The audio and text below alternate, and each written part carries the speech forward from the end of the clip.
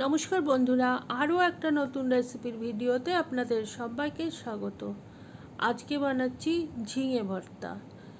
সেজন্য আমরা নিয়েছি 4টে ঝিঙে, ভালো করে ধুয়ে নিয়েছি। আর এখন একটা ছুরি দিয়ে ঝিঙের গাটা পুরো চেঁচে নিচ্ছি। বিশেষ করে ঝিঙের যে শিরাগুলো, সেইগুলো একদম ভালোভাবে পরিষ্কার করে নিতে হবে, কারণ এই শিরাগুলোর অংশটা বেশ শক্ত হয়। আর বাকি খোসার অংশটা সামান্য একটুখানি ঘষে নিচ্ছি। সমস্ত গাটা ভালোভাবে চাঁচা হয়ে গেলে দুই দিকের শক্ত যে অংশটা, মোটার অংশ আর উপরের অংশটা পরিষ্কার করে নিয়েছি। এইভাবে 4টে ঝিঙেই আমি পরিষ্কার করে নিয়ে পরে ধুয়ে নিয়েছি। আর এখন মোটা মোটা করে পিস করে নেব। ঝিঙে কিন্তু খুব নরম সবজি, খুব সহজেই রান্না হয়ে যায়, সেজন্যে এটা খুব বেশি ছোট পিস করার দরকার নেই, বড় বড় করে পিস করে নিয়েছি। এছাড়া লাগছে একটা মিডিয়াম সাইজ পেঁয়াজ, 5 কোয়া রসুন, 3টে কাঁচা লঙ্কা, একটা শুকনো লঙ্কা।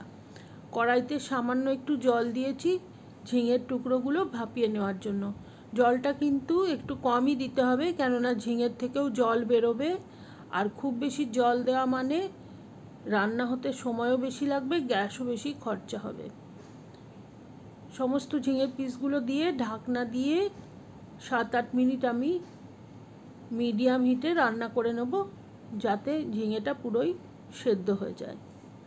7 মিনিট বাদে ঢাকনা খুলছি, আর দেখুন ঝিঙে একদম নরম হয়ে গেছে, আর জলও কিন্তু সামান্যই আছে।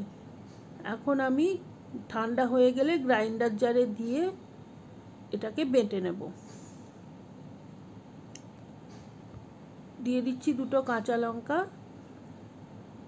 ঝাল যেরকম খান সেই অনুযায়ী দেবেন। আর বাটা হয়ে গেছে দেখুন। এখন আমি নিয়ে নিয়েছি একটা প্যান, আর প্যানে দিচ্ছি সামান্য একটু সর্ষের তেল। তেলের পরিমাণটা আপনি চাইলে বেশি দিতে পারেন, আমি এখানে কমই রাখছি। প্রথমে একটা শুকনো লঙ্কা ভেজে নেব। শুকনো লঙ্কাটা আমার গার্নিশিংয়ের কাজে লাগবে, তো আমি এদিকে দিয়ে দিলাম 1/2 চা চামচ কালো জিরে। আর যে 5 কোয়া রসুন নিয়েছিলাম সেটা কুচি করে রেখেছিলাম, সেটা দিয়ে দিলাম। এখন রসুনটা আমি লাল লাল করে ভেজে নেব। আর শুকনো লঙ্কাটা ভাজা হয়ে গেছে, ওটা তুলে রাখলাম।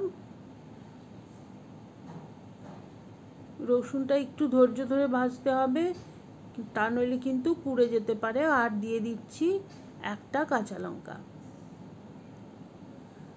দিয়ে দিচ্ছি পেঁয়াজ, পাতলা পাতলা করে কুচি করে রেখেছি, সেটা দিয়ে দিলাম। আর পেঁয়াজটাকেও আমি ভালোভাবে ভেজে নেব।